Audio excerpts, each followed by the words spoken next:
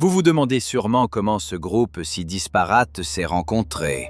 Eh bien, tout commença avec la rencontre d'un nain curieux et d'une tiefline à la peau bleue et au symbole de demi-lune étrange sur le front. Il lui proposa de partager un repas avant de rejoindre Baldur, afin qu'elle lui raconte l'histoire de sa marque frontale. Dans la même journée, aux portes de Baldur, la fille de la famille Valtorin rencontra une drachéide aux écailles vertes comme l'émeraude. La noble voyait en cette barde un divertissement pour son voyage à venir. C'est quand le nain et la tiefline arrivèrent aux portes de Baldur que le chemin de nos 4 voyageurs se croisa. Tess, hautaine comme à son habitude, bouscula Miralis et la regarda de haut. La tiefline, peu habituée aux codes sociaux, s'excusa auprès de la noble femme. Tess, touchée par la naïveté de la druidesse, lui pardonna, et ils se mirent à discuter tous les 4.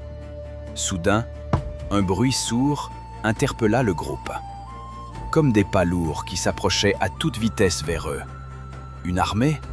Un monstre?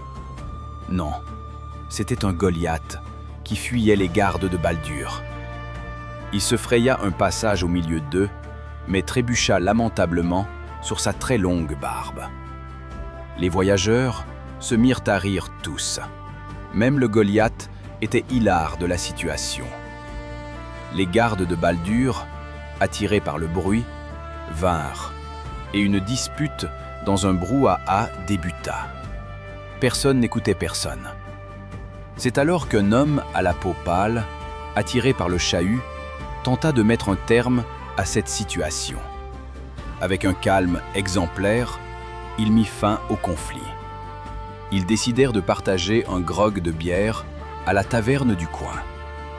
Dans cette taverne, le nain remarqua un homme avec une armure classe, mais sombre. Visiblement un paladin, seul à une table. Thorvald, toujours dans la soif de savoir, s'approcha et l'invita à venir à leur table pour qu'il leur raconte pourquoi son armure, normalement si lumineuse, était si sombre. Le paladin hésita, puis sentit une bienveillance émaner de la table. C'est ici que débuta les aventures pour ces 7 aventuriers. Tous si différents, mais tous avec la même envie de faire le bien.